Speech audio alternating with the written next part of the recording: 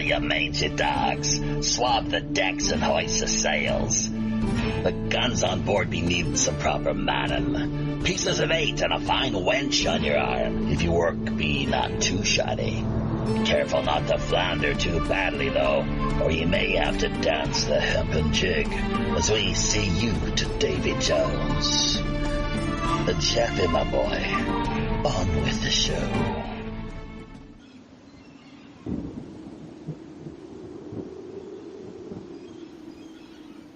Thank you for that introduction, Captain Long John Sinclair.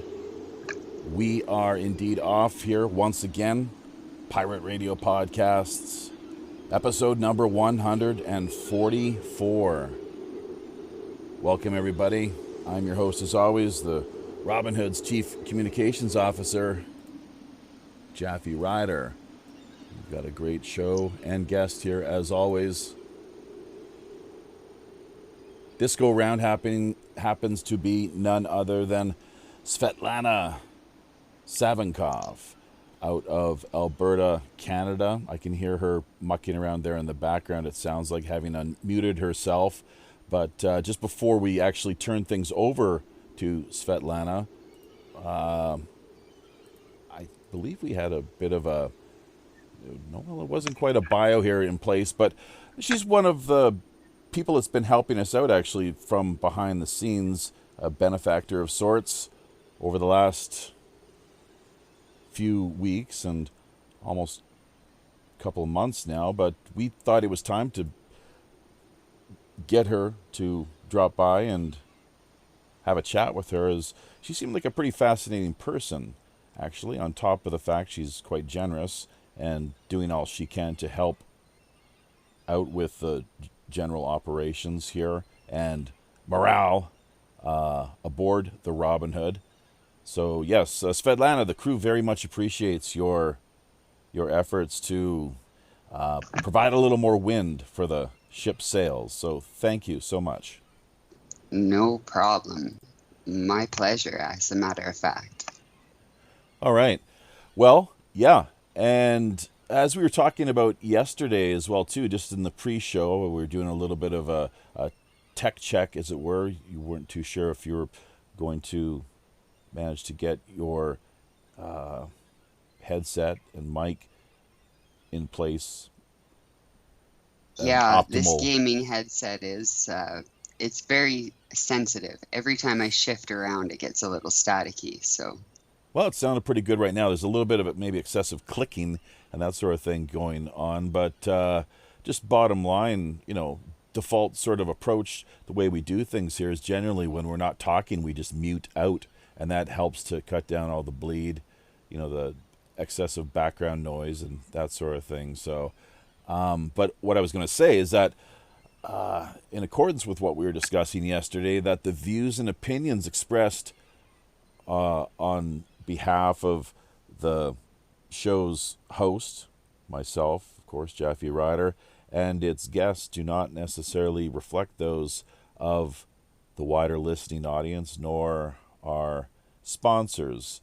So that's a standard sort of disclaimer that, well, I think is quite popular even to this day, of course, and is something for everyone to think about why that is. But bottom line for me, of course, is because our opinions and views are always changing. And I'm sure, and I'm kind of looking forward to this, actually, because I love anyone that joins us that has an edgy approach or perspective to share. But some people out there may become a little triggered, perhaps, by some of the views and opinions that you might be unpacking this week. But that's fine. That's why we have this platform in place, as once again we were discussing yesterday during the tech and audio check. So just as a means of fighting for free speech and providing a means of people having their voices heard versus what we see currently taking place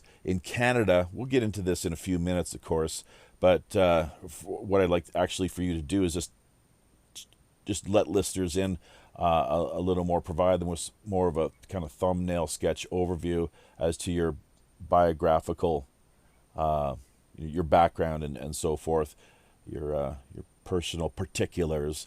But Canada, I guess, is supposedly gearing up for yet even more of what is looking to be a crackdown, attack, and assault on freedom of speech. So some very disturbing trends that we see in our midst. And is this something that we need to stand in opposition to constantly, of course, and not to let them get away with that? We will get into that whole business, though, a little later down the road here over the course of the next approximate 90 minutes or so. In the meantime, though, Svetlana, if you would let our listeners in then on as to some of your personal particulars, background, biographical information, all that kind of good stuff. Well, like you said, I'm Canadian, of course. I was born here in Canada, but I'm half British and half Slavic, my mother being Russian and Polish.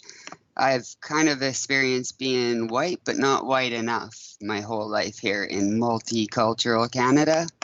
And I've seen this coming. I've heard the elders talking about it on both sides of the family for a long time. And the more you try and talk about it, the more you just get called a Russian troll or a Putin spy or a Putin puppet or a Nazi. I've been called a fascist, everything, just for trying to say, hey, wait, this happened like before. They've done this to us before. And people they don't want to hear it. They're like that Yuri Benzanov was talking about from the 1980s. Like, people have been successfully indoctrinated. And they just don't want to believe truth when they hear it. And that's, to me, it's quite concerning, because people, they can't see what's coming, and it's not good.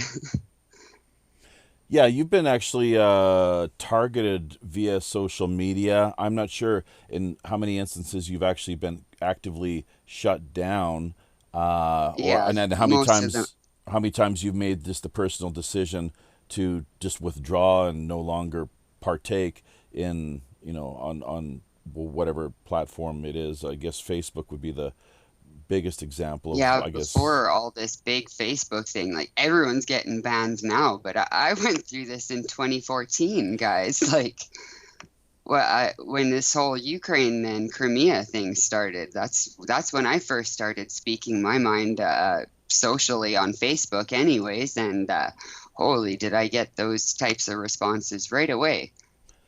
Just for questioning my government. What are we doing in there? Well, Why are we giving arms to a fascist government, like a well-known Nazi government, right? Well, this is the Ukraine's that Poroshenko is well known in that Svoboda Nazi movement. Joe Biden's son apparently had a leading hand in things there as well too. How the story goes. McCain that passed away. That was his baby. He started that a long time ago. How about that? Well, maybe that was a convenient brain tumor that he happened to develop then. So get rid of him. I mean, everyone's disposable, especially people at that level. If they step out of line or just become too much of a inconvenience or burden or risk or what have you, maybe find themselves. You can't question it. That's just it. I question it. I wrote letters to the government, both governments, the conservative government and the liberal government. What are we doing there? Why? We knew it was all for resources, just like Venezuela, just like everywhere else. Like, we don't have enough here in Canada. Well, yeah, Canada has quite a legacy and history of engaging, and it's kind of too bad that maybe we didn't have our chief of security, Kaiser Schuff, drop by. Maybe if he's out there in the peanut gallery, he could swing by at some point, because this really is his thing, his bailiwick, as he so often likes to put it. Great source of information and open sourced intelligence really is what he manages to provide there. So, and we could really get into it in a lot bigger way. But Well, I mean, I've seen things that I'd rather not share. Like, I don't want to be tied to that stuff. We know how well the uh, internet police, let's call them, can navigate and find you no matter how good you think your protections are. thought police is one way of Right? Yeah, referring thought to police, the whole crowd. So, but listen, we're kind of maybe getting a little too jumping a little too much headlong into things, which is the way some people like to go about doing these live streams. But I don't think we heard enough about your personal history, and one of the issues and talking points that we had put up there promoting this show, this feature conversation with you tonight, Friday the 17th. Of course, it's just shortly after noon here in South Korea, Seoul and Tokyo time zones. But you've got a bit of a historical, ancestral connection to the infamous Doukhobors. I wish I could say famous. You could put it that way too, I suppose. Why not? But they really were, speaking of politically incorrect, they ended up very much getting smeared and attacked in the worst sort of way. Very high profile back in the mid to late 80s, as I recall. What was going on there exactly? Why all the fuss? That started back late 1800s, early 1900s, actually, before World War One and after, and all right through. Yeah, that's been a fight against the government in Russia as well as in Canada, against any secular government and secular religion as well. They rejected the Orthodox Church, and therefore the Tsar didn't agree with them, and they didn't agree with the Tsar and secular government. So that was okay, and then they went to Canada, right? The anti-Semitism czar, or czar of anti-Semitism, as I guess I think they have no, the one actual of these characters. Tsar. I'm kind of the actual Tsar before he was overthrown. I'm saying that with the Soviet regime. tongue in cheek. It's maybe going over your head a little bit there, but no, yeah. You haven't heard about this? Well, that's the history of the Doukhobors. You can't really get around that, right? That's they were exiled to the forest extents of the land, which in lots of cases was Ukraine, or the far borders near the Middle East, and after they were still fighting the government when he had adopted Orthodox religion, Orthodox Christianity, and although the Doukhobors, they were Christian, they didn't accept the fancy churches and the priests. They believed that no one could be higher than God. Yeah, so nobody could absolve you of sins except for God. Well, that's fundamental religion, of course, that we get these days from, fundamental Christianity, and Islam is one of the first religions that comes to mind, really, when I hear that sort of thing. And maybe some of our listeners will see things in a similar light. Yeah, there is no God but God, and Allah is his one true messenger. That's how. Well, when you start going into the conspiracy theories and stuff like that, you start to learn how many times the Bibles and things like that have been rewritten, and the churches have been infiltrated by, whatever you want to call them. I'm trying to avoid key words here. It's not that I don't know the words. I'm trying not to use certain words here. So sometimes it feels like I'm stumbling, but I'm trying to find. Don't self-censor yourself. This is your chance now to speak your mind freely, and let's have an open conversation here regarding any of these matters, however you happen to feel regarding them. And you'll get some feedback from the Peanut Gallery there on YouTube, of course. Yeah. I'm following that. Hello to Robert. Hello to Joey. Hello to everybody that stopped by, I think, just to hear me. I wanted to say hi to everybody there. We got our bakers, the Dirty Dozen. I'm not sure if if Vinny would concur with that or not. Yeah. Speaking of which, hang on. I've got to patch through to the crow's nest here. Just stand by, because Captain Long I'm John. here in the crow's nest. Yeah, well, there we go. That's right. So, Vinny, why don't we just have you chime in briefly there, because, we got to let listeners know you are on board with us here this go-around. Of course, Kaiser Schuff out there somewhere in cyberspace, as well as maybe just happening. Who knows where he is in the real world, as it were. Maybe crashed out and having called it a night. I have no idea, but we'll see him here eventually. This is definitely a show that he will probably want to have a chance to give a listen to, though, especially when it comes to this whole business of the Ukraine. Vinny, I'm not sure if you just got just something you'd like to throw into the mix before you make your way further on up there to the top of the mast. By all means, just any thoughts off the top of your head. I'll tell you, this is a crazy situation, and I hope we can get some resolution to it. I'll leave it at that at this moment. Well, we will look forward to hearing more from you here, maybe around the midpoint of the show, and as we, wind things down too. Let's not forget. But in the meantime, you can always, of course, share with us. This is what you do up at the top of the crow's nest. There is provide us with all the latest breaking information, intel, details, and the like as far as what's happening out there across the high digital seas. Let me give a hello to everybody. How about Tommy Shutter, Evan Wade, Joseph Glasner, Svetlana, of course, Joey Boomer, Joe Eminod, and good evening, everyone else listening. Yeah, that's great. That's the way to do it. So, and it's really... And Evan called out Stove. Yeah, Stove. So that's I'm going to be her official Uncle Vinny. How about that? Who's official what? I'm going to be Soph. I'm going to be her official Uncle Vinny. Okay, I have no idea who Soph or Sophie is, but we'll keep an eye on any further mention of her as time goes on here. So we look forward to seeing what comes out of that whole business. But yeah, just make your way on up to the top of the mast there and get yourself comfortably situated, as comfortable as one can. The crow's nest, top of the mast, and we'll turn things back to Svetlana here. But thank you, Vinny, because Vinny Svetlana, yes, he always does a great job in helping with the co-hosting end of things, and it's good to see him as always, of course. But it's always important too, let's not forget to acknowledge the people out there in the wider listening world. Those are the ones who really we work on putting this show together twice a week, of course.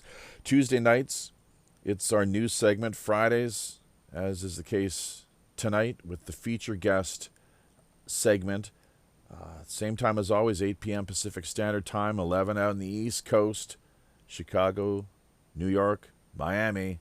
That's 12 noon here, Wednesdays and Saturdays in Tokyo and Seoul time zones. So where did we leave off then, Svetlana, and where would you like to pick things up from exactly? Or do you even see maybe like any perhaps comments or questions that have jumped out at you via the peanut gallery that you would like to acknowledge?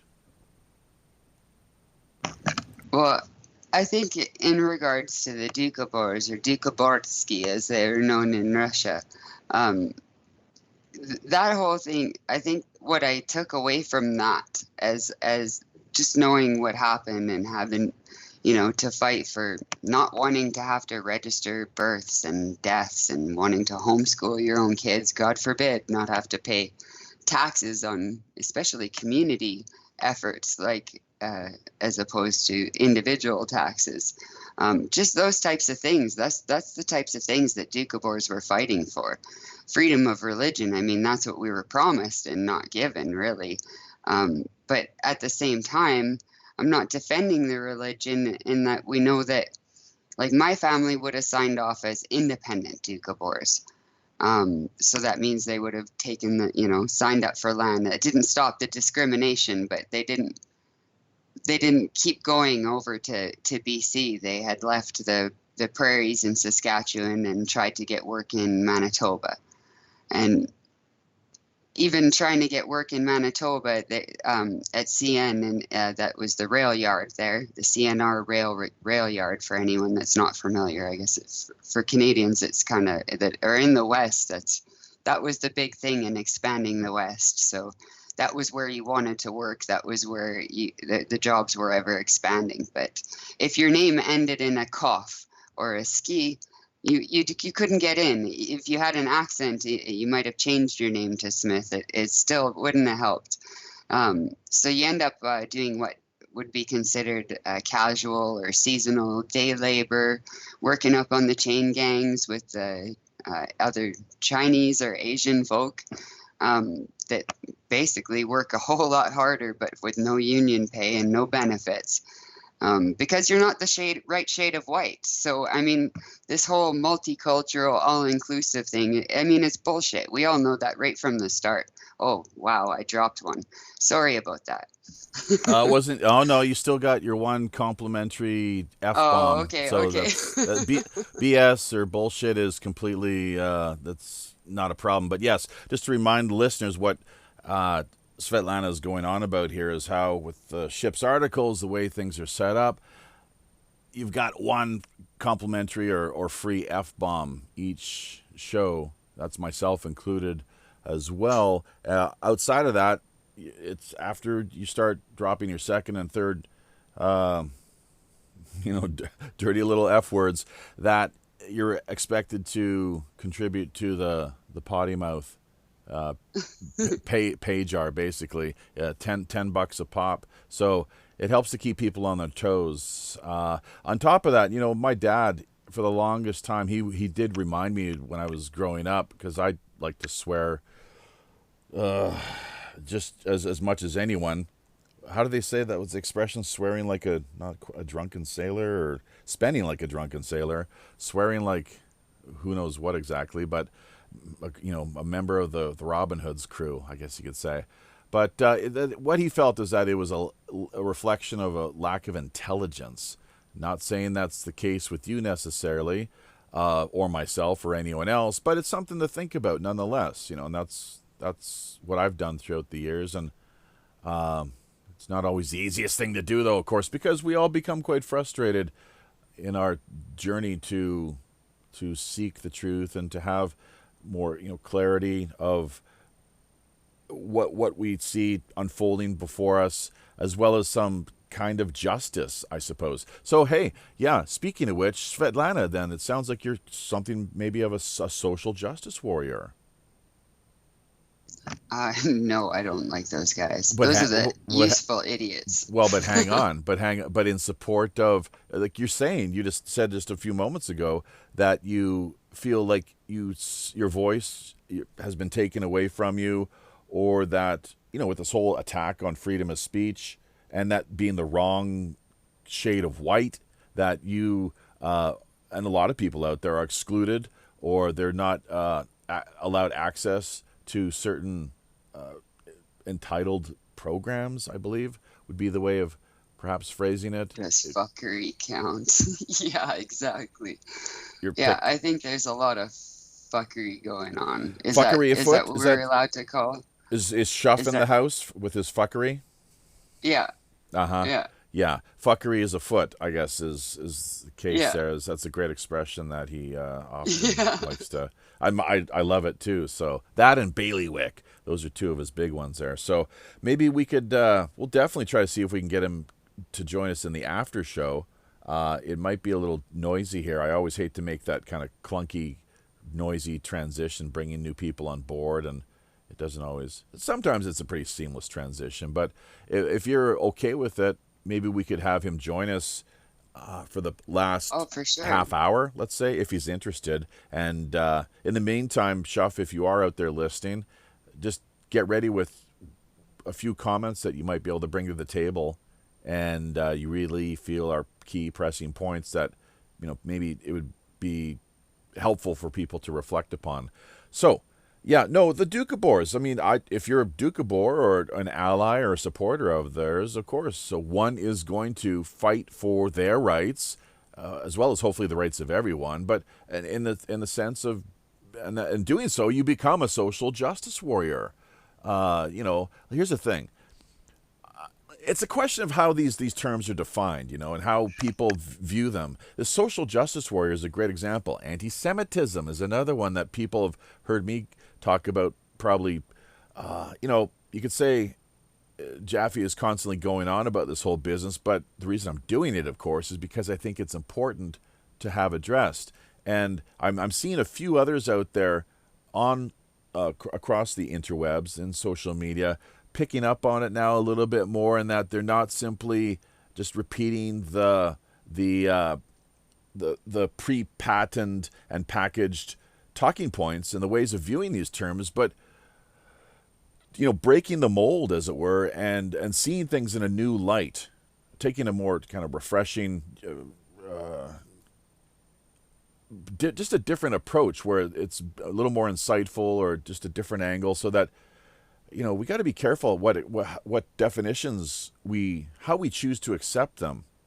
So the war on some drugs, it's not, as I often like to say, or the war on terrorism, and we're just expected to parrot and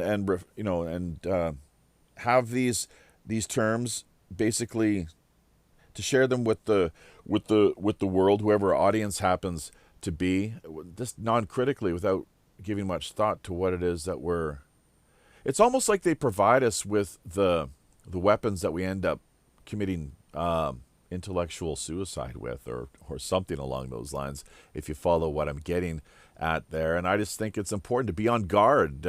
It's program or be programmed is one way of putting it. So I'm just always wary, and I just don't stand for so many of these terms or little catchphrases, that I'm always on the lookout to take, as I said, just a fresh and unique, a different, insightful approach and way of seeing things. You see what I'm getting at? I'm not sure if you agree or not, but it's the labels. It's the label. I don't like being labeled as anything. I don't like being labeled as right or left, because I'm neither. I'm not a Nazi and I'm not a commie. I don't like either. They're all systems of control to control us. And if you understood anything about the revolution, you would have understood that the class wars, that's what they used to turn us all against each other. So as soon as you submit to a label, you're kind of taking a side, in a sense. You're participating in the very system that I swore not to participate in.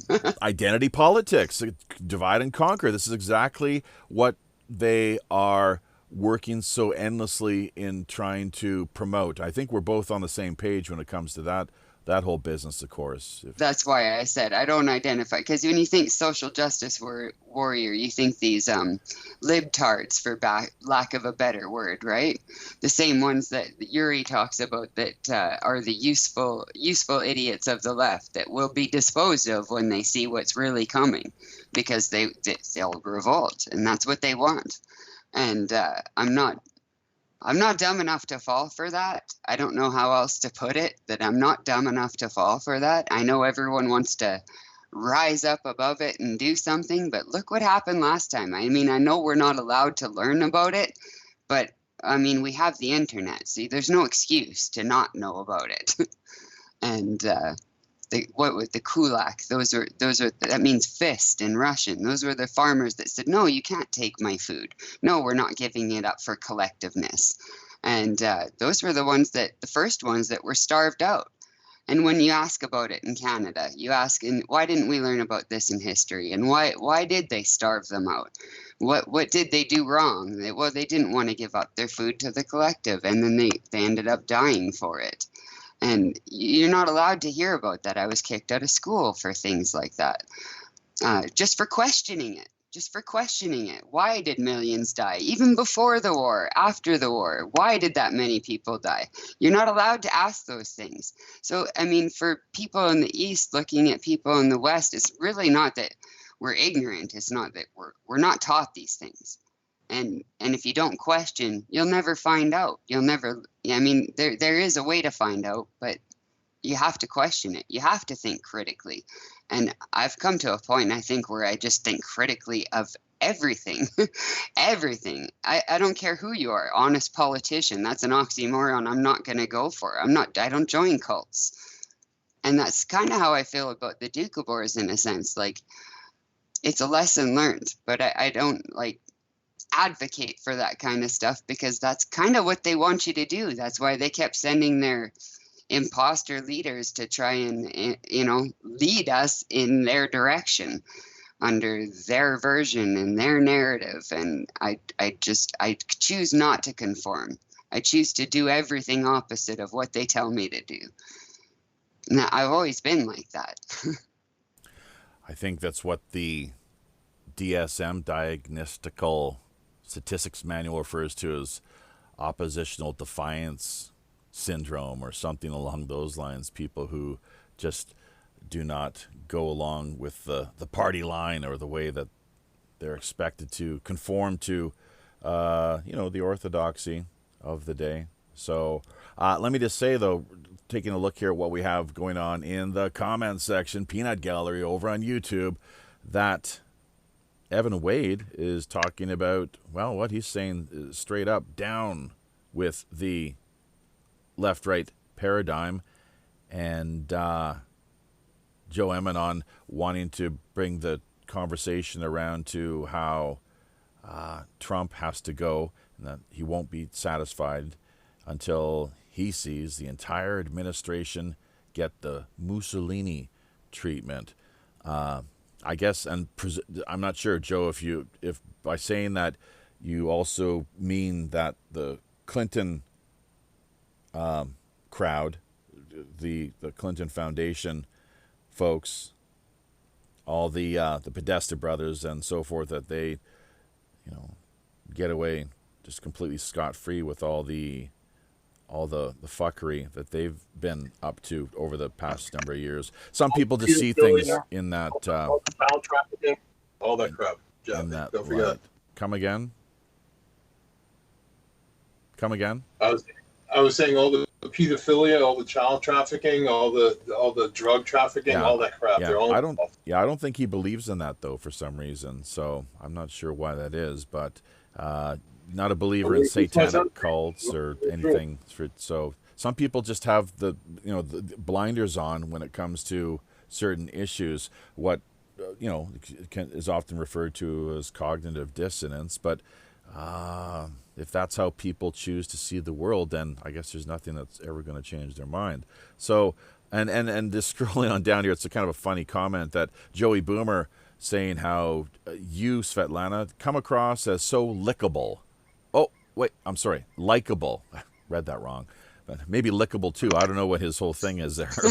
Maybe he's a big buxom, the cartoon character you've got there that we used as your cover photo, of course, the promo, the splash photo, as I like to refer to it here, for this week's go-around show number 144 of Pirate Radio Podcasts, with me, your host, Jaffe Ryder, sailing alongside in the shotgun position, of course, Vinny from Brooklyn up there, and occasionally down here. You got pirate radio, baby. All right. What's that?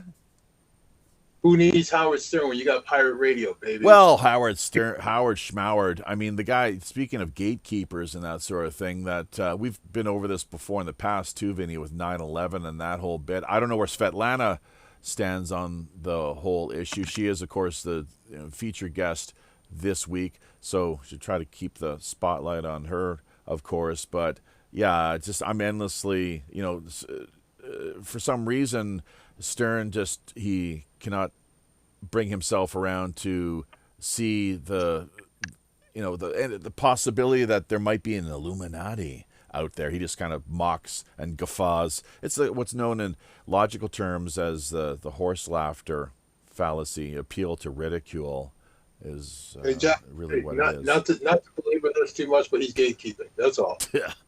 Illuminati. Yeah, right. Yeah, you got to be crazy to think something like that. Come on. So we're once again almost managing to hold tight there with. Is it the Dirty Dozen or just the Baker's Dozen, Vinny? 13. Not an overly lucky number, of course, but we can run with that. Go ahead. Yeah, Baker's Dozen, baby. Baker's Dozen. Okay, I'm not sure. The Dirty Dozen. That's a title from a movie, of course, but. Just yeah. Well, I'm trying to like multitask here, Vinny. So maybe you can pick up, some of the slack here, or at least take on more of the responsibility. Just keeping an eye on the comment section, and then let us know through Skype what is actually going on out there in the wider digital world. And Svetlana, just one thing I'm going to say from a technical standpoint: be careful with the clicking of the keyboards. I'm not sure what's going on there exactly. A little bit maybe overly too excited or active with that whole business from time to time, and it kind of just comes through a little bit on this end. It's just something that'll help to produce a better quality sort of overall conversation here as we continue doing our best to sail along for the next, looking at the clock, geez, let's do the math now, about an hour or so, I suppose, really. So in the meantime, is there, what exactly, we're talking about Trump. Why not address that then, Svetlana? I'm willing to bet I have an idea of where you stand on the man and his policies to this point. Of course, some people out there just like to bash the guy, because of his personal shortcomings, and this is how easy it is to attack and ridicule the man, mock him. But that's not my way of looking at it. I try to see things strictly, try to keep the ego and the personality out of things and just focus on what the administration is actually managing to produce, whether it's him or Justin Trudeau, or any of these ass clowns, Obama,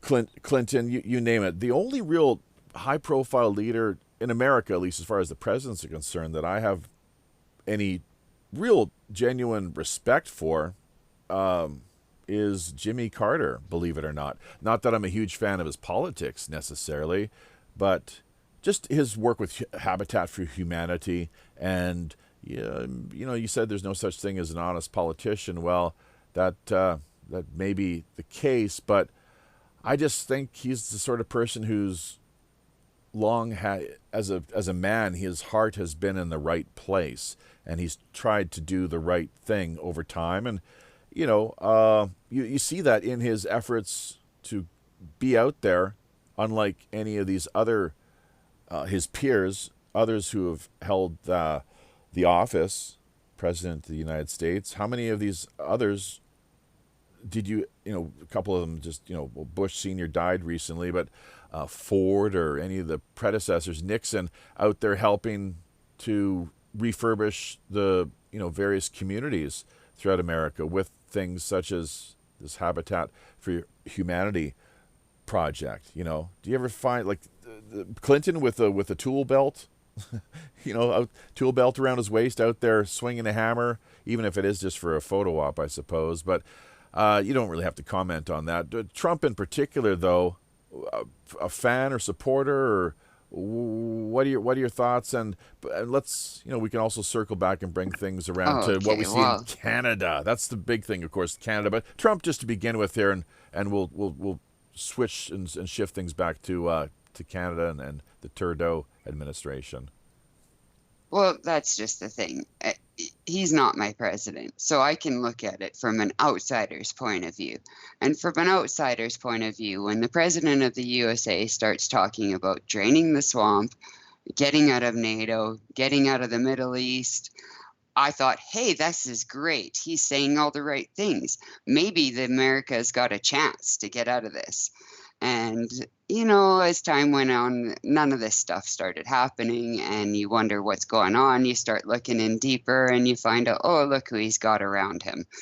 And I don't want to say the keywords that'll get us all shut down, especially in the comment section, because I'm enjoying it. But we know who's standing behind him. We know who the actual deep state is. Well, who's that, Svetlana? That's why. No, I want you to say it. Who's that? Don't worry about getting shut down. Just let's we have to look. That quote. It was in the after show a couple weeks ago that I could not recall exactly what it was that he said, but something along the lines of, if you are looking to the Zio-Christians or crypto-Christians, he's getting his bank account taken care of. You know what? In a lot of ways, he's no different than Putin in the sense of who he has surrounding him. taking care of their bank accounts and making sure and selling out basically their whole people. And nobody can see that because he came in saying our words. He hijacked our words, our truther words, our conspiracy theory words, whatever you want to call them. When we were looking for the globalists, we found them. And guess what? They're surrounding the same guy who's saying he's exposing them. So now what? We're in the same fuckery position as we were before. And it's no different. It's a stage. They're all actors. They're all actors where Trump is playing the hero and Putin's playing the anti-hero. And it's like a wrestling stage. And they're doing their bravado before the fight. And this is this whole thing that's building up right now in Iran. And nobody can see this, or at least not the indoctrinated one. And the right likes to believe they're not as indoctrinated as the left. But they all believe the same. They can follow for the same things, like these crypto Christians. The same things. They will support this ideal to literally their deaths. They don't realize that by supporting that, they're submitting to a different religion.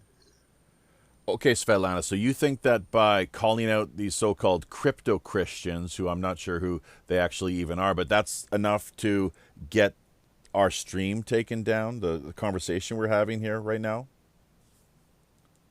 That they have, I'm sorry? Oh, that if we call out these, I don't know who these crypto Christians are exactly, but I'm hoping you'll just kind of unpack it or spell it out for us, but that if we call them out, that'll end up leading to us having our stream taken down.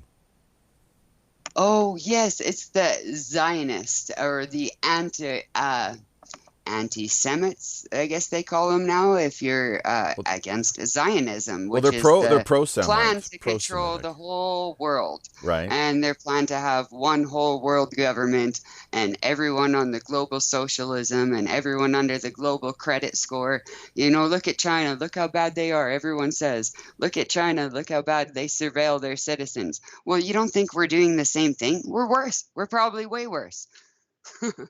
I don't know the details of all of it, but I'm sure we're way worse. We own the technology. We complain about that same society that's backing us, that's pushing us into all these Middle East wars, that's backed both sides of every wars. We complain about them, but we're not allowed to name them. And that's what's getting so frustrating. And that's how you roll it back into Canada, because now, you know, they're passing these same laws that we can't speak about them.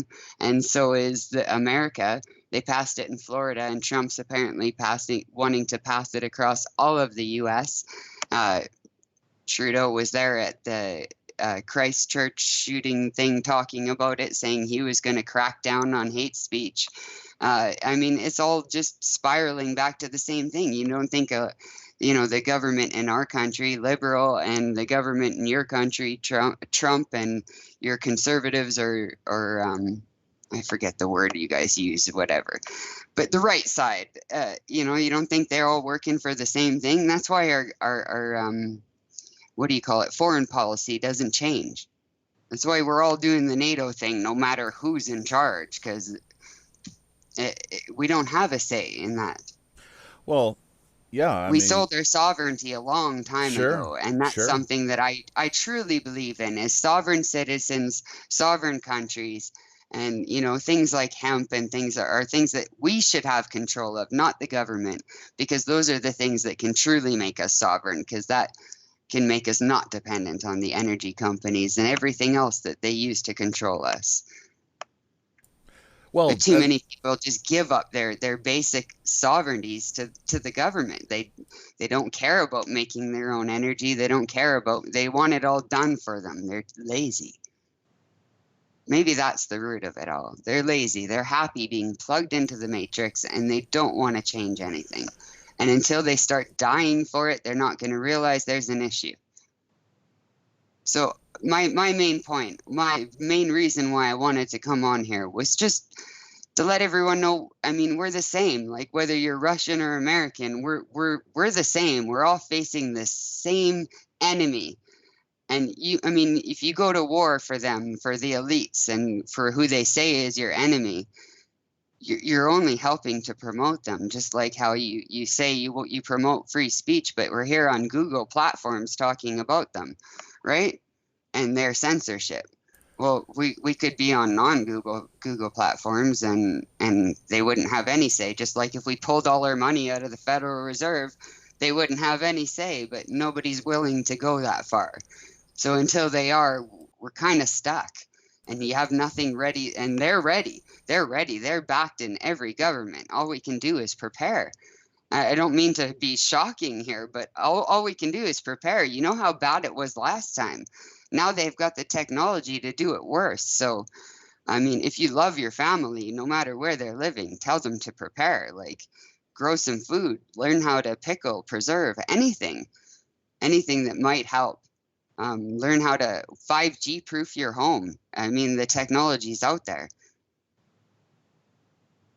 I don't know. Yeah, good anti or 5G proof your home. Good luck with that one is all I will say. But and I'm sure there are ways, preventative measures, such as, and here's, speaking as I was earlier, raising the point of this appeal to ridicule the horse laughter fallacy that, it's the tinfoil hat crowd, when it really does turn out that apparently that tinfoil is the way to protect. If you want to line the walls of your house with that sort of material, it is effective from what some people say, people who have conducted studies as well too. So I've got an electromagnetic, is it a frequency? It's just this unit I bought, actually spent a couple $100 getting my hands on it, but just the it basically measures the electromagnetic, the radioactive electrosmog, as I like to put it. So that's one thing people can do if they have the cash, I suppose. But there's so much that is at afoot, of course. A lot of it boils down to the full spectrum dominance agenda. Let's not be fooled or find... or try to kid ourselves. Waking up is a good part of it. It's completely the antithetical to what the powers that be want. Of course, the last thing their hope, they want to see come about is a completely red-pilled society. We see the yellow vest movement taking off in various places. I think France is where it originated, and whether or not that'll be co-opted or who knows? It's always a question of steering. Steering how the outcome, the Hegelian dialectic constantly at play. Well, that's one of the questions I was going to ask you with respect to Canada, and I want to ask you a little bit about the whole recent move to legalize weed. I think you're kind of it's a jaundiced eye, a cynical way of looking at things there, basically. But the yellow vests in particular, before we start talking a little bit more about where things stand with the good green herb in Canada, but that the yellow vests, what's the latest? You've seen now. I'm not even sure where you're based out of. Is it Calgary or Edmonton? Hijacked. Yeah, is it Calgary or Edmonton? I live in the West. Yeah, I live in Edmonton right now. Yeah. Oh yeah. I grew up in Manitoba, but I've lived here the last 10 years of my life since I met my husband. This is where he lives, so this is where I'm living now. Right. Okay. So the yellow vests. Have you seen any? Totally hijacked. Have you seen any hijacked around by Edmonton? Political parties. Yes, it started off anti-government and 100% hijacked by government political parties. I think the pirate party movement as well largely infiltrated and hijacked, which is unfortunate because we were hoping to play more of a it happens to more religions, of a role. It happens to politics. They'll just they send their moles or shills or whatever you want to call them in there, and they pretend, and they work into a position of power and leadership, and they take over the whole movement in their own narrative. And that's what happens to everything, every religion, every politics, whether it's right wing, left wing, doesn't matter what party it is. That's what happens. Yeah, sure. So that's how the system is designed. You have to understand this ideological subversion has been in place since, I mean, we've had whistleblowers in the 80s telling you that this has been going on, the demoralization, for decades then. So this has been like for how long already?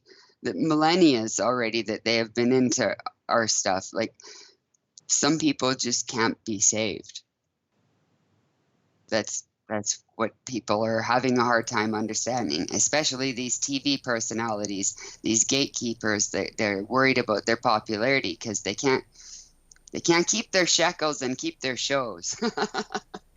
Yuri Bezmenov, I know you referenced him, alluded to him, brought his name up earlier, Yes. so I'm just checking out what our DuckDuckGo search results have to say, but that Yuri Alexandrovich Bezmenov, known by the alias Thomas David Schumann, was a Soviet journalist for RIA Novosti and a former PGU KGB informant who defected to Canada. He passed away in 1993, apparently. That's what it's saying here, out in Windsor, Ontario, at the age of either 53 or 54. So, yeah, and here's a point I often like to bring up with respect to the so-called learned elders, the protocols of the learned elders of Zion. Let's just assume for the moment that they're total nonsense, bogus. It's a fabrication, as a lot of people like to say. All right. Isn't it interesting, that aside, to take note of how everything we have seen transpire since the protocols emerged, even the lead up to things, of course, but that everything has played out in accordance with exactly, it's almost like a wish list that has been fulfilled, which totally mirrors what they were seeking to work on bringing about with the demoralization, as you've discussed here, of the people, the apathy. That was one of the points I was wanting to bring up earlier, because you were talking about laziness. Well, sure, there's that. There's also fear too. Let's not forget that's a very real thing, especially when you are talking about people's jobs, for example. There's we're going to have a guest actually. I think she's coming on this next Tuesday. And she lost her job as a professor at a pretty high-profile American university because she had a Minds profile in place that was not PC.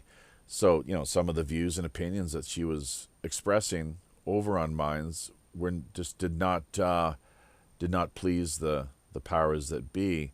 So that'll be something. We're looking forward to that. Of course, people, if want to get more of this sort of thing, definitely drop by and check out what we have to share with you this coming Tuesday night, 8 p.m. Pacific Standard Time, 11 out on the East Coast, 12 p.m. noon here Wednesday in the Tokyo and Seoul time zones. So yes, demoralization of the population.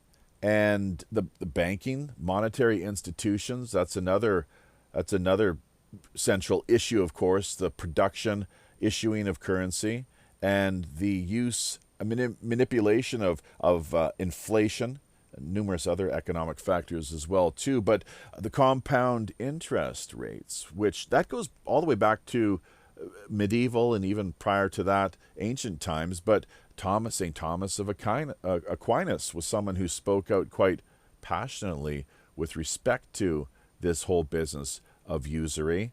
And it is, as the way I look at it, is a major sin indeed. And the word simply means to miss the mark. It's the worst sort of exploitation, and it just should never be done. I think Vinny maybe has talked about this in the past, a point he's hit on where I do agree that one of the few areas where Islam has it right is in the way that they have with the money that is circulated throughout their community, the various, Islamic peoples, when they lend money to another Muslim, they do not issue interest. I'm not sure if that applies to the kafir, the infidel, as well. I know in the Jewish tradition, Talmudic Jews and beyond, that it's the same sort of deal where you can lend money to a fellow Jew at no interest or a very low rate, but when it comes to the goy, a little different story. They're going to have to pay the full price and really, jack up those interest rates. But on top of that, the way with the means of mental reproduction, the issuing of the education system is a good place to start there too. Going back to this business, there's more examples as well too. But the protocols of the learned elders of Zion, and it's just once again interesting to note how even if one is to assume and just for the sake of argument state that they're of total fabrication, quite something that what we have seen since that time once again has almost mirrored precisely what they had on their wish list. Very much in line with the neocons and how they had hoped to bring about this Pearl Harbor cataclysmic-like event.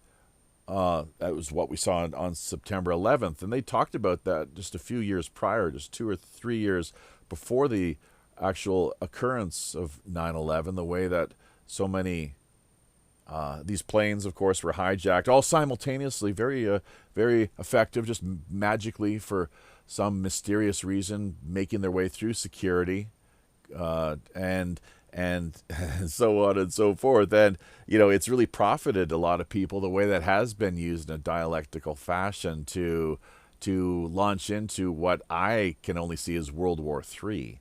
Alex Jones doesn't seem to get that for some reason. For the longest time, he's talking, found himself talking about how World War III is coming. World War III is coming. Well, it's been underway as far as I can tell for the last, let's do the math now, 18 years? So why he doesn't seem to get that, I have no idea. On top of that, why he doesn't seem to be able to acknowledge or realize, have any sense of who actually controls Hollywood, who founded Hollywood. He's always accusing the so-called the Chi-Coms, which I for the longest time I didn't know what the hell he was talking about. But I think, if I'm not mistaken, that probably means Chinese communists. So they're the ones apparently who run Hollywood. But historically, that's just not been the case at all. Vinny? Yeah, it's the communist Chinese, Jeffrey. That's a big danger we're all worried about. Insane. Well, I mean, how about gatekeepers, huh? I mean, jeez. Red Dawn. It was fascinating to watch the Red Dawn sequel. How that it was a joke, man. It was like, it can't be the Chinese invading America. That'd be a little too real because that's what the West has been seeing now for the past 20, 25 years at least, in a very major, in-your-face kind of way. But that suddenly North Korea had the means, the capacity, the logistical ability, infrastructure, you name it, the military means at their disposal to invade America and pull off this overnight invasion. I mean, that's completely laughable. And that's one reason I never even bothered to watch the damn movie, because it's like a real insult to just anyone such as myself of basic human intelligence. Come on, what kind of crap are they trying to promote and to push here, basically, on the wider world, the dumbed down masses? So I don't know if you have anything to add, Svetlana. I know I kind of not exactly, I don't think I steered things too far off course, but I gave you hopefully a number of different items that you could address if you are so inclined. I totally agree with you on so many of the things there. I don't even know where to start. Which one do you want to start on? Your call. You're the guest. Your decision. It's all up to you. Whatever your heart desires. So fly at it.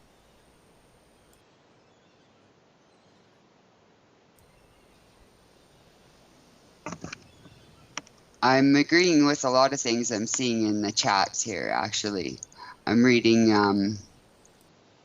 the rest are only, Evan Wade, the rest are only political parasites owned by Zionist bankers. I believe that. I think that's true, too. Dual citizenship. I think that's a big issue that the U.S. needs to be looking at right now. Well, yeah, but Trump's never going to do that because of his. Look at for crying out loud, well, of course not. He's not gonna look. Like he's got Netanyahu just recently was reelected head of state of Israel. He's got his Yes. problems. Like he's got his detractors and people just in his own party. It looks like now really calling him out, saying that hey, you should not be the head of state. You should be locked up. you got some criminal history here, Well, and I needs think be they're held trying to accountable. promote his son-in-law, right? Could be. Jared.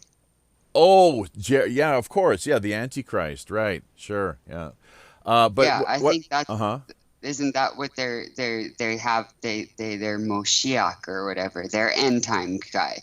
Yeah. That's what I was saying by they all have their, you know how it's a big chess game. You've heard before how they backed both sides of the war, well, and how they're in every government. Well, they are again. They're in our government. They're in your government. I don't care what country you're living in. They're in your government. But who's they exactly? Just to be clear.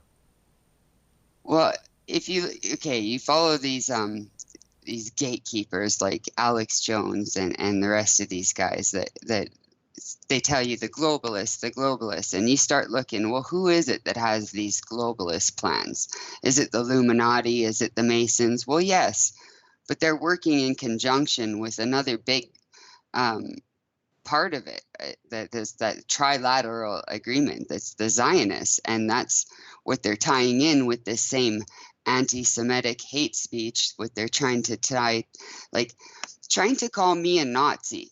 And I'm half Slavic, and I know that they consider me dirty-blooded, and that's the Jewish version of history that they're following. They wrote that version of history, and these are the very people that they say they're against, the Nazis. So how can you call me a Nazi?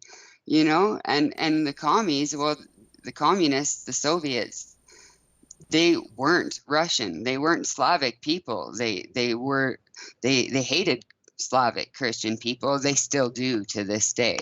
So even coming on here it's a very huge risk for me. Like I even announcing that I'm Dukabor, even though I use pseudonyms for my name and stuff like that. These guys are technologically advanced. I'm putting myself at big risk just to be mentioning their names and coming up on their censors, and because they're going to record it no matter what, and they'll go over it. Well, yeah, everything we put out here is it's for the public record, so that's right. People's words can be taken out of context, but just to be clear, but we can steer it back to Canada here, like this new law that they're going to be passing on anti-Semitism. If you're wondering why I'm pulling back so hard, is because just yesterday he was announcing that. Sure. Now they're going to be putting this into law. So now, stop targeting Palestinians. Stop. You'd want to stop anti-Semitism. Stop killing Palestinians. That's a good place to start, as I often like to put it, because the way, once again, it's a topsy-turvy world, and the whole narrative that the powers that be, are trying to impose upon us is completely the opposite of what reality actually is, the Matrix. I'm sorry, that last little bit you had to... I said I get so upset about that whole Middle East thing. I get so upset that we're even there, as Canadians, as Americans, as Britons, as... Right. I can't believe we're even there. Well...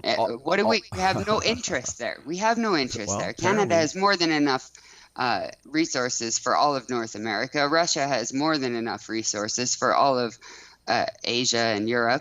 Like, why?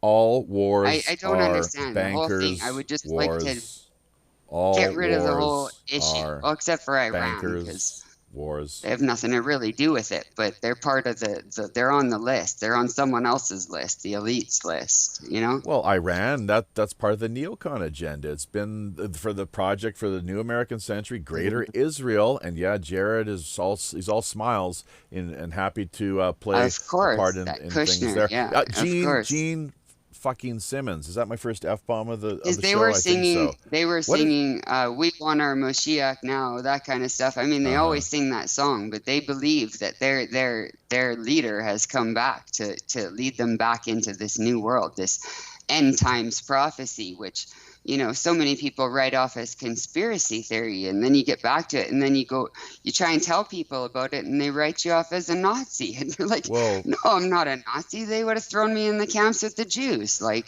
well, of course, I'm not. Conspiracy theory, sure. Where do you find more conspiracy at play than the realm and world of politics? Right? A kindergarten kind of setting, or where, like a tea and crumpet party. I don't know. Like, politics is conspiracy. Conspiracies are political by and large. So, and that's the whole thing, that the powers that be, once again, the appeal to ridicule, the mockery, the horse laughter, kind of as you say, writing people off as just, mentally unstable or unwell, or whatever brush they want to try to paint you with to discredit you. And then ultimately, if that doesn't work, sometimes further measures or more extreme tactics are taken, of course, where people can, once again, you can lose your job.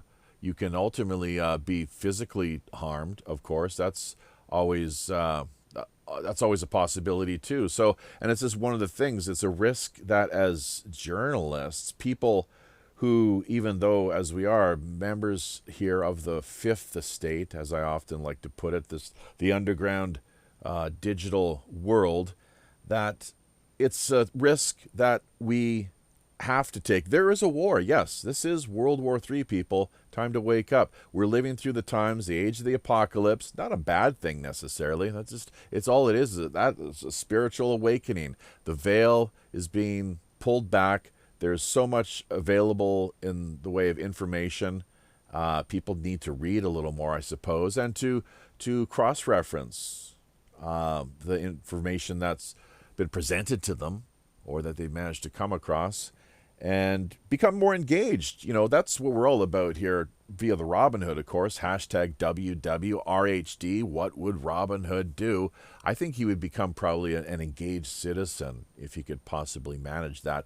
The activist pejorative, the smear, is something that, once again, that the controllers like to attack or to accuse people of being just one of those dangerous activists. Well, we're engaged citizens, and if some people out there for whatever reason see that as dangerous or a threat to their interests, that's just the way it's going to have to be, really. Sorry, that we have a divine right, as you're talking about earlier, Svetlana, this kind of, I like to call it cosmic sovereignty.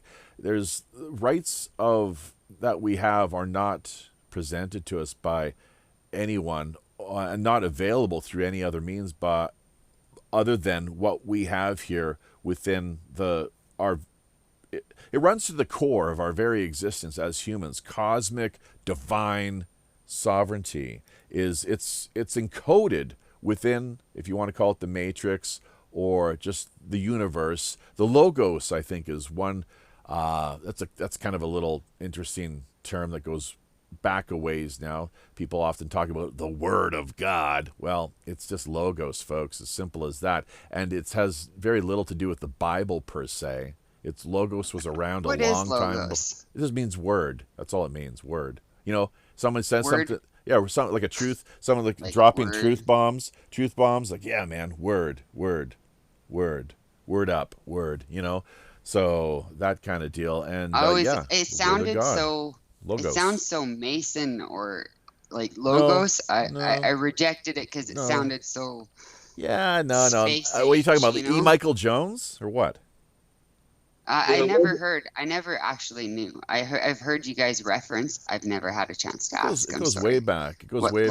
Well, hang on. Let Vinny jump in. Maybe now's a good time. We'll check out, just kind of patch things through. Hang on just a second. Got to get our technical game in order here and see if we can manage. I think, Vinny, do we have you? Yes, you do. Yeah, no, Logos is simply knowledge. That's all it is. It's communication. It's what we're doing now. We're engaging in Logos. I have a saying I made up myself. It's either Logos or it's the jungle. Okay, and what I simply mean by that is we can work together or we can kill each other. I think it behooves us in civilization to work together. That's it. Okay, so that's one way of looking at it for sure.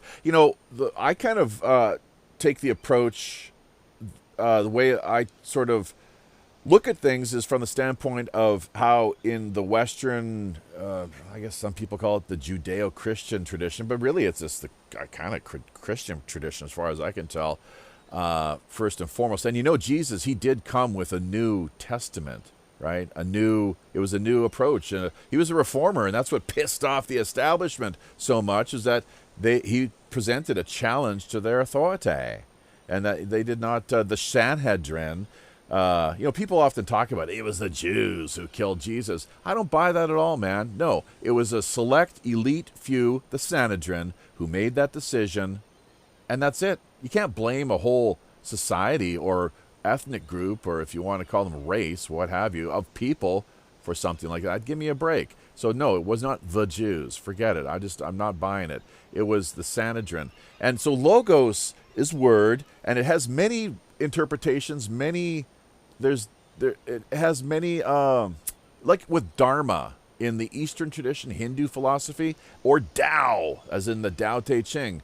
I put those on the same level, basically, in that they're all trying to say the same thing, essentially, in their own way. Logos, Dharma, and Tao. They're all kind of pointed in the same direction, because it's within you and without you, inner space and outer space, as above, so below, which kind of triggers some fundamentalist Christians, I guess, but that's very much central to the Buddhist tradition, as far as I understand the Buddhist path. There's a number of different ways of going about practicing Buddhism, I guess, but and Jesus too, he talked about, where's the kingdom of heaven? It's within you, people. I think some folks out there get it and have been, long aware of this. Eudaimonia, there's another great little Greek word we'll throw out just to remind people of, something to reflect upon. But it simply means the good demon within. That's an ancient Greek term, something that was very well known throughout the time of Christ and Alexander the Great, I suppose, even, which goes back, 300 years or plus BC. This whole phenomenon of Greco-Buddhism as well, too, really important stuff as far as truth-seeking is concerned, I do believe. Bottom line here, though, is simply that, and the Tao, too, let's not forget, within you and without you, yin and yang, here and there, and it's really important to just take some time to think about and reflect upon. But there's a multitude of different definitions and meanings to each of those terms, logos, dharma, and Tao. So just I would suggest people keep that in mind as they engage in their research. Let's shift the focus now back to, I'd like to get into anti-Semitism a little more, if we could at some point, because it's all a bunch of nonsense, of course. It's a canard. It's a total bogus way of trying to attack people, I guess, or shut down the conversation, or to accuse... Okay.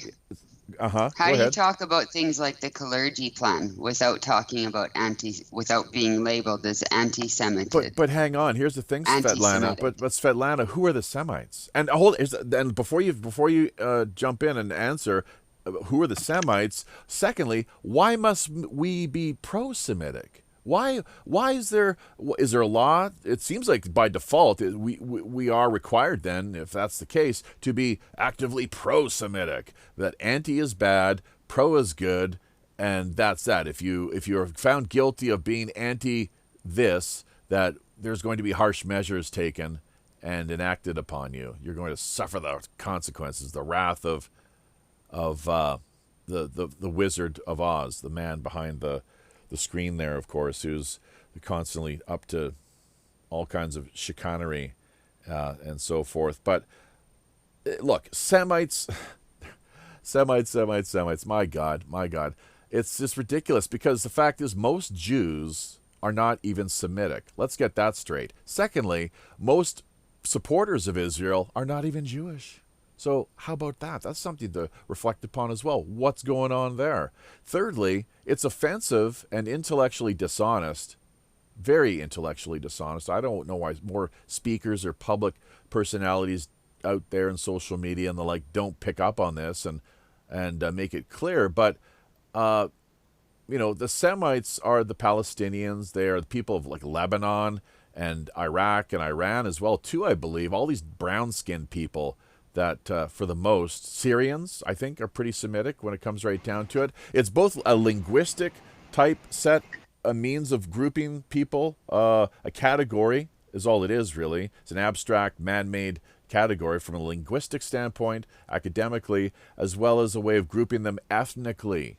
That's how I understand it. So, and it's a nonsensical term, and it's offensive. It's intellectually dishonest and offensive to the Semites themselves. I think a lot of Palestinians would be pretty pissed off, just the way things have unfolded here and the way so many just mindlessly parrot the term without thinking about it, giving some thought to what actually it should mean and how it's been hijacked. For Christ's sakes, they're going so far now to hijack the OK symbol. The swastika was done years ago, of course, as with this business of Aryanism and what that means. It goes back a long time before Hitler and his buddies ever showed up onto the scene. Secondly, I'm just going to state for the record, I know you're not too keen on really coming out and maybe being more straightforward with things, Svetlana, but the Holocaust itself, what a joke that was, for crying out loud. Yeah, sure. Sure, the magical 6 million, I'll finish in a second here, Svetlana. The magical 6 million figure, okay, we can run with that, but why don't we talk about the wider Holocaust? 50, 60 million. World War II people? Hello? How many people died in that? Why don't we hear anything about those 50 or 60 million others who died over the course of that major global catastrophe? And closing, let me just say this is a good one too to keep in mind and think about. But who profited from the Holocaust, the Jewish Holocaust? Who managed to cash in? The Zionists, of course, world Zionism. Without Hitler and the Holocaust, we would not even have a state of Israel today. And on top of that, it's well known the collaboration between political Zionism historically and the Nazis. It's all there. They can't hide it. They can try to suppress it and make you kind of work for it if you really want to find out the truth. But the truth is out there. And I think his name is Lenny Brenner, 51 Documents. That's a good place for people to start. I'll try to track down the URL here, a link in a second when I turn things back to Svetlana. But yeah, Lenny something or another, Brenner, 51 Documents. So, and who profited from the Holocaust? The Shoah, the burnt offering. Yeah, no Jews would ever kill another Jew, right? Think again. And who died in the Holocaust, the Jewish Holocaust? I would imagine a lot of people who were not on board with the whole pro-Israel thing at the time. They were not political Zionists, so they paid the cost. The ones who were, they managed to get out, by and large. And what is it with the magical 6 million number anyways? I don't get that. Why do they insist it must be 6? It's not 5. What if it was 7? Can you say, how about 8? Let's just say 10, just for the hell of it.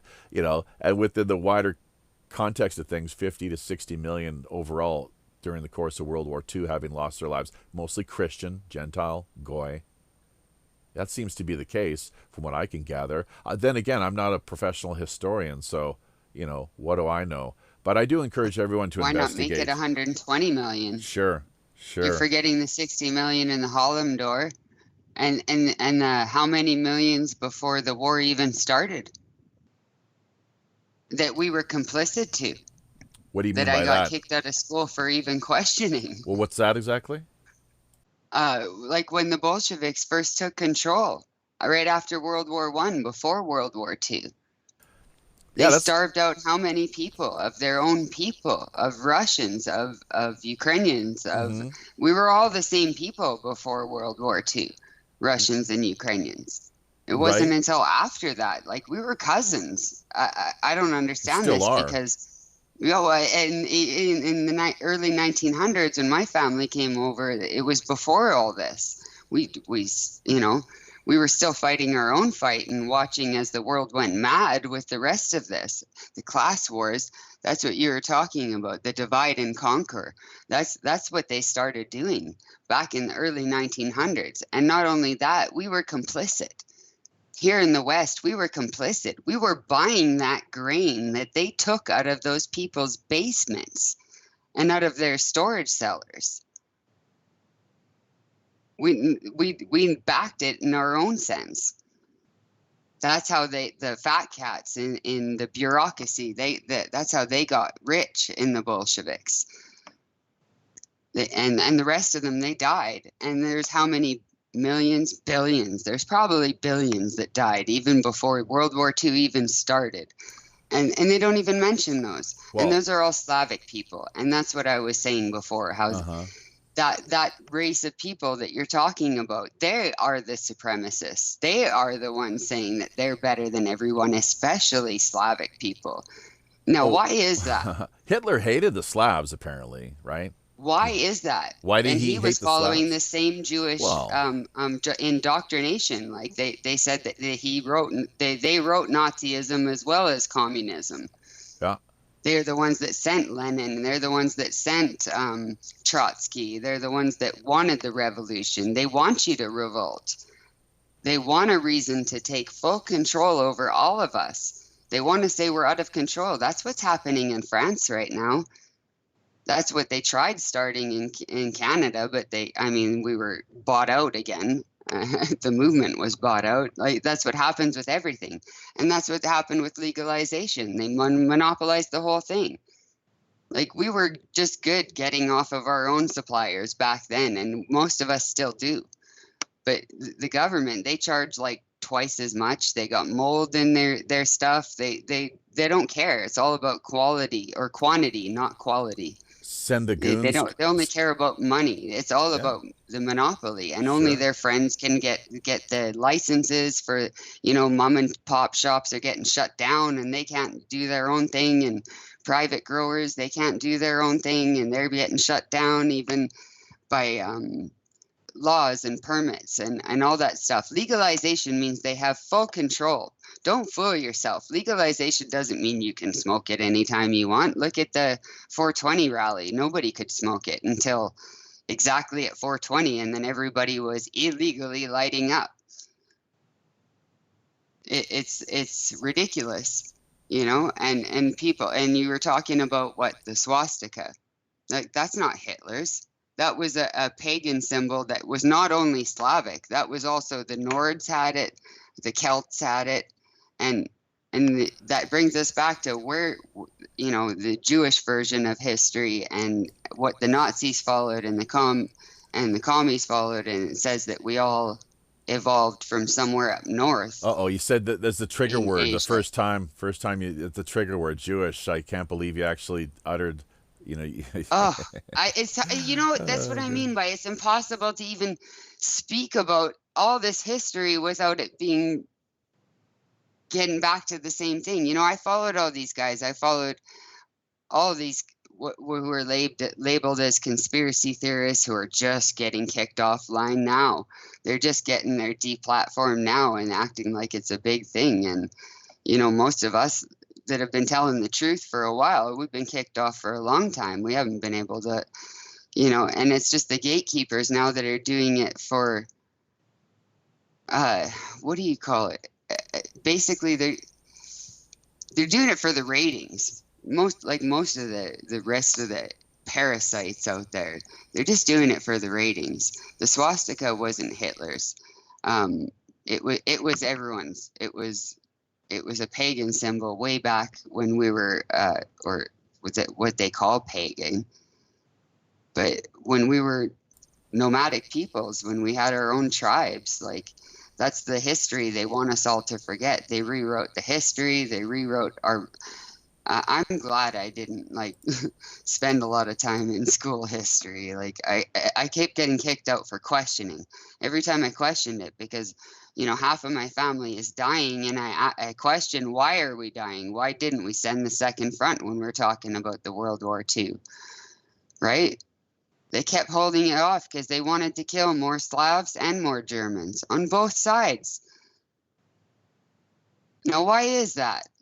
Oh, you're talking about when Hitler did not advance on Stalingrad, just mysteriously just left all of his men there to freeze to death and starve, I guess. They could have taken the city, apparently, yeah. So now on the Western Front, there was the so-called blunder at Dunkirk, where 100,000, was it 100,000? A lot of, maybe you get in trouble for not, using the right number, of course, like, getting kicked off. Oh, you said 100,000. It's actually 250,000. I'm sorry, we had to deplatform you. It goes against our community guidelines, our terms of service, and so on and so forth. So they can say anything. They can pull anything out of their ass that they want to shut anyone down. And that is one of the reasons why we did just the other day work on launching a DLive account. Unfortunately, we're in the midst of hearing back from them because, for those of you who are not aware, be careful now, word to the wise, do not launch a DLive account and tie it into your other social media, Facebook, YouTube, or what have you. They have a number of options up in place there. What you want to start with, apparently, according to the tutorial that I looked into and I had a chance to see only after it was just a little too late, of course, after the fact, that you want to open a Lino account and then take it from there. So we are, it's our WPRPN account over on DLive has been deactivated now for the next approximate 30 days, unless they respond to the email we sent to them and clearly see that it's a mistake that was made on our part simply because we did not know. The information is just not out there. It's not clearly presented to the public when they are in the process of signing up, putting an account together. I don't know why they don't make it clearer. There should be something that, more in the way of instructions, helping to guide people in whatever direction it is they're hoping to take things. But speaking of which, helping to guide people in the direction we're in the midst of taking things here right now. And Vinny, we're going to want to hear from you just one more time as well too, once or twice here, just briefly as we wind it all up. This go around, episode number 144 of Pirate Radio Podcast with myself, your host as always, the show's Chief Communications Officer Jaffe Ryder. Our feature guest of the week, Svetlana Savinkov. I think that's how you pronounce the last name, Savinkov, of Edmonton, Alberta, Canada. So yes, the thought criminal that she is. So many of us, of course, just cannot help but from time to time commit these thought crimes. Orwell, the prophet, really saw what was, coming down the pike, as the expression goes. I think Huxley had a pretty good idea as well, too. He saw the way that things were being, the roadmap, essentially, that has been in place now for well over 100 years in its most recent form and rendition, the great work, I suppose, in accordance with as the Masons would refer to this whole business, the great architect of the universe. So, but here's the thing too, we can do what we want to some extent in this world, whether we end up being targeted or punished or retribution is handed out and it's what we're forced to deal with. But at the same time, we're only each of us here for a very short while. And what's the big deal anyways when we leave this world and this form, as it were? For me, I guess it's a question of legacy and what we do leave behind. It's one of the reasons why we put this live stream together. Yeah, it's one of the few ways I'm able to connect with any foreigners or outsiders here around the world, given the fact of my location here on the Korean Peninsula, not being a resident of Seoul, and that with a more rural community is where I'm currently based out of, that there's very few foreigners about, and I'm just not the sort of person who goes, seeking contact with others necessarily. if only for the reason that we don't necessarily share in many of the same interests or hobbies or views as far as things like that are concerned. A lot of these snowflake and maybe snowfake as well too. Yes, that's right. Millennials, social justice warrior types, with in constant need and search of their safe spaces where no opinion or view can possibly harm them, so they think.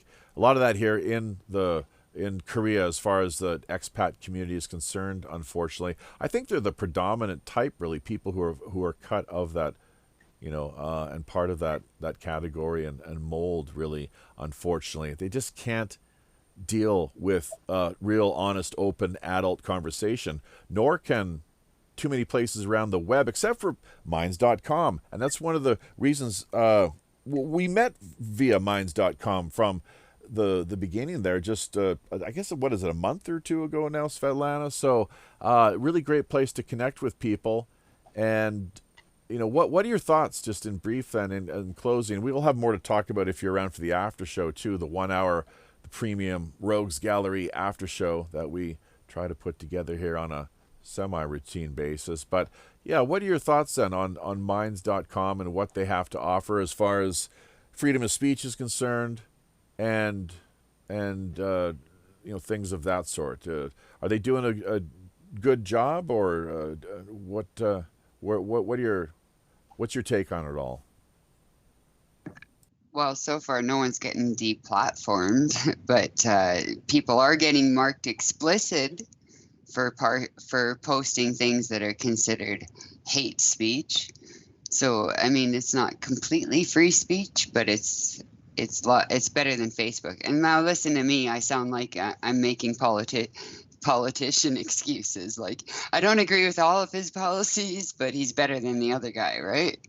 It's got to be better than the other guy. No, I don't. There's more places to move, I guess, is how I look at it. If this place shuts me down. Minds.com. Yeah. Well, such as what? I mean, I think they've got the best game in town, frankly. I've looked around to the Gab So and far. the intellectual dark web. So far they haven't sold out, and so far you just gotta watch the language so you don't get marked explicit, like my friend Robert Buttress there, who keeps sending me these things on Tartaria, and I keep following his page. He's got lots of great stuff that is outside of the history that we learned. Which more so brings us back more to all together and unites us more so than the history that they're selling us. Is probably the best way I could say that without all the censors going off. Because he's marked as explicit on almost everything on his page.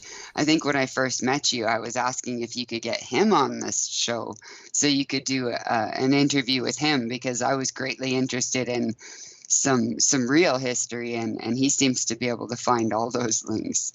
So I research his page quite a bit, and I think he's in here. I don't know if he's still in here, but I think he's in here with the show with us right now. I wanted to give him a shout out and say, hey, if he's still out there, because I enjoy looking at his stuff. There's lots of stuff on Minds that I've had access to that in Canada you don't get access to, especially if you're only following Facebook and Twitter and Instagram and all the rest of the gulag sites, as I like to call them, because you pretty much are being put into a camp with those things. And we taught those as Gen Xers. We taught those to our parents, not as the one and only platform, but as, hey, get involved, and like, we want to be able to send you some funny memes and stuff, not so that you defend this as the one and only free speech platform, because every time you're enabling another platform by fighting them on it, yeah, you're right, it is a private corporation. So you don't like it, move to a different one. That's my best analogy for free speech and the way that this internet freedom is going. The internet was always designed as open platform, and everything is supposed to be open. Like, there's always another platform out there. So when mine shuts down, I've heard of a couple more already. There's PocketNet, I think it's called. I haven't actually checked it out yet, but I heard that one's pretty good. When you follow Press for Truth, that Dan, he's got a lot. He says diversifying his social media platforms. So he's trying out all these new platforms and subscribing to all of them. So I would advise everybody to do that, to fan out and get on as many non-Google platforms as you can. So as they monopolize each different market and each different platform, you can, I don't know about the subscribe star. That's another thing that might help you to follow, but just being in the foremost of the platforms and finding out what's new helps to be able to find out what's new and just keep on the cutting edge of censorship. I mean, it's an easy battle to win, especially online with this technology this day, in this modern age. Yeah, keep moving around and keep trying to find which platform will support your right to have an opinion, even though it's not necessarily the sort of thinking that is endorsed by Silicon Valley techno Kraken mafia. So, but Tartaria was another little kind of reference and area that I was hoping to maybe steer the conversation to. In the after show, we can save it for that if you're going to be sticking around. Do you have the time or energy? Or yes, I would love to. And anyone else that's out there in the chat that's not regular to the show and wanted to stop in. Yeah, Robert Boudris, I think, is the fellow that you actually named or mentioned, and I think we're following him as with a lot of people out there via minds.com. You know, it's interesting. Facebook blocks every single link via Minds that you want to share. It's incredible and really it's puzzling, a real head scratcher. You get marked as spam. I've been having that since I got kicked off the platform in 2014. Yeah, you get marked as spam every time you try and message your friends and family from another platform. They mark you as spam or unsafe messages to your own friends and family. Like my auntie seriously thought I was unsafe to check a message that I sent her via email. They take over everything: email, Gmail, Facebook, all of it. They take it over, all of it. They anything their platform is marked as spam. And the older generations, the ones that just learned how to log on to their computer, they're the ones that are most reluctant to switch platforms, I've been finding anyways, in my personal experience. I'm sorry, one more time. What have you found in your personal experience? The older generations, older than Gen X, boomers and such, right? We introduced you guys to Facebook, and then we didn't want you guys to stay there forever. We just wanted to be able to communicate with you online. But that isn't they say pick your battles, and it isn't the battle. They already have a full monopoly on that. That isn't the battle to fight. Keep moving on, people. If you want to keep your free speech online, don't keep supporting these platforms. Each time I'm on it, it bothers me. It bothers me even having these systems on my computer, the spyware I call it, on my computer. I don't like it. I'm going to delete it actually after the show. I've been looking forward to doing the show so I can take it all off my system. I'm going to do a good wipe after this. Spyware via and courtesy of Skype, or what exactly are you talking about there? All of their platforms, the Gulag platforms, they're all connected. So you want to get all the new platforms you're checking out. You want to check out ones because they're offering new platforms too. They even bought into the Bitcoin market. They monopolized that. Legacy, social media, Facebook, FUBAR, very much a part of the Kraken that we are endlessly on the lookout for. But one of the things that I do say is try to throw a wrench into the works and stay engaged and active on Facebook, but do everything you can within your, applying skillful means not to push things too far.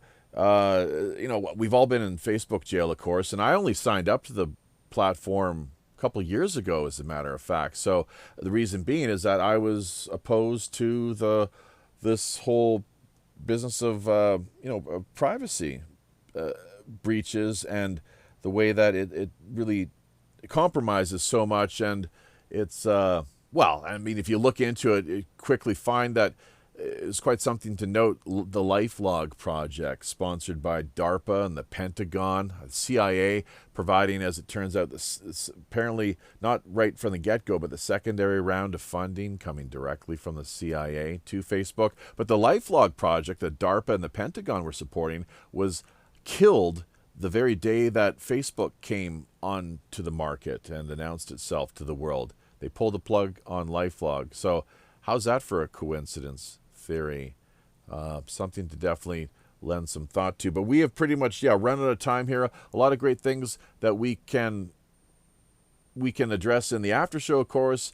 And as Svetlana said, everybody is, of course, welcome. Anyone out there in the YouTube peanut gallery that would like to connect with us here via Skype, we could do it through another means as well too, Discord or what have you. Even Minds.com has a gathering function in place that they're working on promoting a little more. But the way that things work over there, so I've noticed at least, is that you need a phone number to be brought into the mix and become part of the conversation. So anyone that has a group can open or launch a gathering, but you have to invite people via their phone numbers only at the moment, is how it seems. So that's a bit of a head scratcher. There's a number of other things going on at Minds.com that we could get into. Now is just not the time, but things are not as ideal as they could be. Let's just put it that way. We do look forward to connecting with everybody out there, of course, over on Minds. That's our main way of going about engaging the outside world and interacting with people over the course of each and every week. So by all means, my own personal channel, Jaffe Rider, and Pirate Radio Network is where the main HQ headquarters, WPRPN, can be found. But thank you so much, Svetlana. I'm going to actually bring Vinny into the I guess we could thank you first and have your last little say here as we sail on out of here. I'm not sure what you like to, basically, how you like to close things down. We do want to have Vinny join us here, though, after you're done. And just any thoughts regarding the show, the conversation we've had here, of course. I know we didn't get into it as much depth or detail as I would have liked, ideally, but there was a lot of great talking points and issues that were addressed, most definitely. And we, very much appreciate your contributions. Was there anything in the chat area on YouTube that you really kind of piqued your interest, or you thought maybe that we kind of did not address, that you would like to kind of get out there before we close things down? No, not specifically. I appreciate all the support and everyone that's been out there in the chat. Keep me on talking points sometimes, as far as that goes. We were talking about all the different things. I think the biggest thing, I think, is just being prepared. Grow your own food. The monopoly that they have on the grocery stores, I don't know about how it is in America, but in Canada, everything is bought out. Loblaw and Monsanto, they own everything as far as agriculture and food goes. So if they want to start a Bolshevik 2.0, as far as right after the revolution, never mind after the war or during the war, but if they want to start that again, you just got to be prepared. Pickle, preserve, make your own beer, anything, make your own bread. You got to get back to those basic skills that we all have forgotten in these day and age of convenience. That's the biggest message I wanted to spread to everybody, and spread it to your parents, especially and your grandparents that are not so technologically advanced and can't get access to this type of information and only have access to mainstream media and cable network TV, because they really don't know, and they're not expecting it, and they won't be ready. And if you want to live, you gotta be ready. Always good to be prepared. Yes, absolutely. Yeah. Have some food on hand, at least a month or two, of course. So whether it's the canned type food, vegetables, jams, and just freeze dried. I'm not sure what else really. I know the Mormons are really great on this front. We talked about this just in the pre-show interview that we did yesterday. So that's one thing that the few Mormon households that I did visit during my time in Canada, that they were always very much, I think pro Second Amendment, although that doesn't quite exist in Canada, but that's one of the areas where I do definitely, very much support people's right to protect themselves and their household by any means necessary, of course. So and be prepared, as you've talked about here. So, but thank you so much once again. We're gonna head off to the after show here in just a moment. Vinny, though, let's just wrap it up with you, and then I can kind of close things down. What are your thoughts, Vinny? Just you managed to follow. Was there anything in the chat area that we overlooked, or any of the people that dropped by to add their thoughts and comments that we didn't acknowledge? Nethead came by. Johnny Canuck came by. We have some good stuff going on in the chat, of course. Yes, we have 535 people who we pay a public salary that do not do the business of we the people. And maybe it's time that we have a citizen complaint review board for them, and then a referendum process that gets them out of office if they're not doing the business of we the people. That's why they're there, not to line their own pockets, and also just leave. Dresden is the only official Holocaust. Boy, oh boy, I'm gonna tickle some ears with that one. Okay, they firebombed Dresden on Ash Wednesday, and it was just evil. All right, so maybe I'll just leave it at that. But have a good night, everyone. Happy Friday. Yeah, absolutely. That's something that we don't learn in high school history classes. And why would we be expected to be experts in the area of history anyways? So many busy with their lives, whatever their field of choice happens to be, blue collar, white collar. Maybe they're unemployed, I guess, a little more time on their hands than the average person. But Dresden was a big one. There's no doubt about that. So quite ironic, the burnt offering, once again, on Ash Wednesday, I think is how you put it. So, but just a big, word of thanks and a hearty tip of the pirate hat to everyone who did drop by, of course, including Janice Ganji, I believe is how you pronounce his name. I'm not sure who, it's some Robert of some sort. No idea who that might be. Perhaps Robert Morningstar, who is, in fact, our guest that we have coming up next week in the same time slot, 8 p.m. Pacific Standard Time, 11 out on the East Coast. And this Tuesday, of course, too, we have another exiled, not so much, deplatformed perhaps to some extent. We'll get into that. But she's recently had her job taken away from her at a relatively high-profile American university because of apparently some of the posts or the opinions that she shared on her minds.com profile.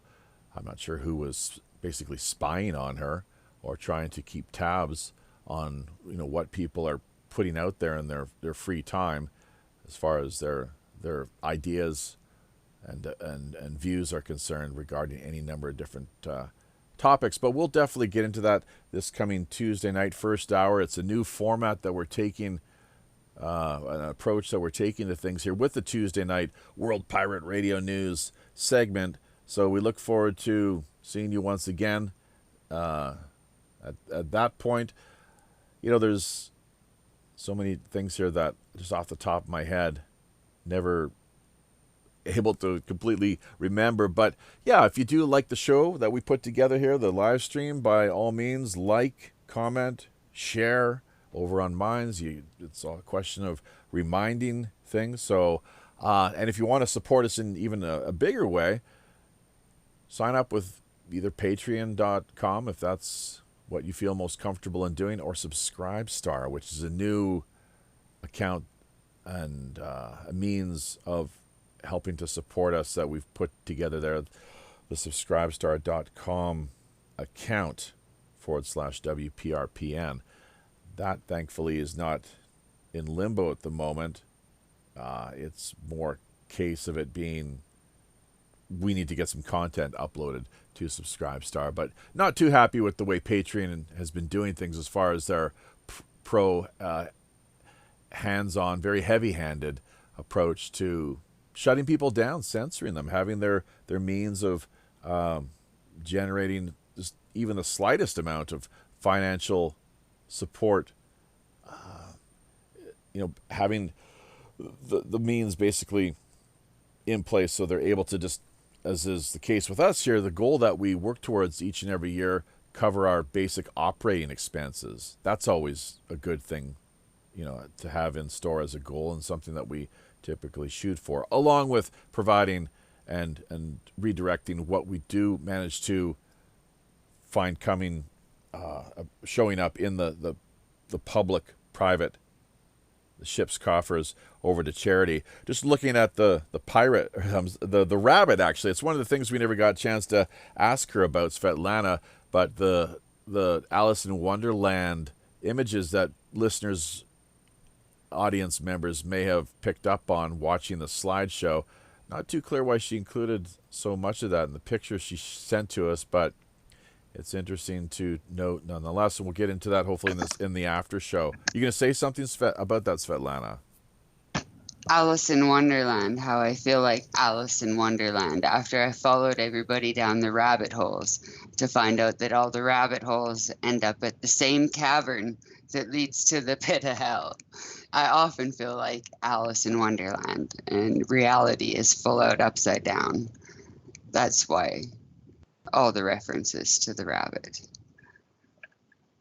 Oh, well, indeed it is. That is the state of things, the situation here that we find ourselves having to deal with, the world that we've been born into, and the way that we are endlessly propagandized and targeted with the disinformation, really is what it comes down to, I would say. I would be willing to go so far to state that quite unequivocally, for the record, that yes, indeed, this mind control agenda that the controllers, the powers that be, are trying to endlessly impose upon us. But I just don't seem to do so well playing the role of a slave. I don't see myself quite it's not something that I'm able to do in overly. I think it's important to stand for freedom, of course, and human dignity, and such, ideals and principles such as freedom of speech, freedom of conscience, freedom of religion, up to a point, of course. There's some problems with religion, of course, some pretty maniacal agendas at play, so something that we have to be on the lookout for. But we are heading out onto one of the local watering holes, whether it's the Scurvy Dog, the Howling Wolf, or the Mossy Wench. We will be there down in Skullport Harbor. We do invite everyone who is listening, of course, to drop on by. It's an open house type format and approach. Always happy to meet new characters and people, personalities such as Janus, Gunji, and Evan Wade, who I really have not seen much of up until this point, so hopefully they'll return again at some future date. Joseph Glasner as well, too. So, who was asking about Sophie. I guess, is that young lady? She's very amazing the way some people are just naturally gifted with their speaking abilities. But is that who it is? Yep. There? Your brother. Yeah. What, and Alex had her on his show, I guess, or what was the deal there? I didn't know if he did, but she's good all by herself. She doesn't need Alex Jones. She's 14 years old, I guess, and she's looks like those subscriptions have really taken off. So it's something that we would ask of you, the supporters out there, that be sure to subscribe to us, our YouTube channel, and other social media outlets if you have not yet done so to this point, and be sure as well to hit the notification button. That's one of the things I so often forget about. Reminding people of as we sail on out of each and every episode or live streaming segment that we produce. So, alrighty then. Well, that about does it. So, thank you once again to Svetlana. If people are interested, of course, which I'm sure many will indeed be, they can check out her links down in the show description area and be able to keep in further contact with her. So, having said all this, it's been a great time. We've run things now to the point it's about 2 hours or so approximately. Thanks everybody for hanging in there, all the new personalities as well that have come on board, and everyone else that contributed in the YouTube live streaming peanut gallery chat area. On behalf of Captain Long John Sinclair and all the rest of the crew here aboard the Robin Hood, including Vinny from Brooklyn, until we meet again out on the high digital seas, I'm your host as always, the Robin Hood's Chief Communications Officer, Jaffe Ryder. Happy sailing.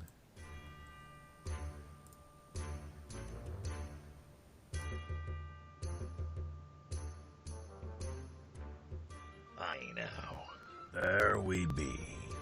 Having carefully looked over each of our navigation panel instruments, checking every level, switch, dial, cable, knob, and pulley, by all accounts and indications, we indeed see it's time, once again, to drop anchor inside Mystic Bay, draw an end to yet another week of World Pirate Radio Live. Remember, if you're looking for a little more animated online action, keep in mind we've likely got yet another great free-flowing Rogues Gallery after show coming up for the next hour in one of our more premium exclusive and remote digital underground online pirate hideaways. Also, if you yourself have a new, novel, intriguing, or otherwise underreported idea, unique individual, or pressing item in mind, be sure to either drop us a line directly over on WPRPN.com or fire us a quick email via pirateoneradio@gmail.com. We're always open to exploring fresh creative suggestions, intriguing guest ideas, cutting-edge discussion topics, and captivating themes. WPRPN.com network subdomain links are also now available. Great for artists, musicians, podcasters, bloggers, social media personalities, or pretty much just any old landlubber looking to boost their online visibility, presence, and reach. Basic personal profile accounts can be launched for just $60 per year. Staking your claim now helps not only strengthen you and the network, we're also looking out for the little guy. That's right, folks. As much as half of all WPRPN's profits are redirected right back into the hands of the people who really need it most. Community charity. After all, we are the Robin Hood. You can further embark on your own personal pirate journey by either liking, sharing, commenting on, subscribing to, or just following us via virtually any mainstream social media platform, including Twitter, Facebook, Google+, or Minds.com. So don't forget to become engaged. Until we meet again out on the high digital seas. I'm your host as always, the ship's Chief Communications Officer, Jaffe Ryder. Tally-ho.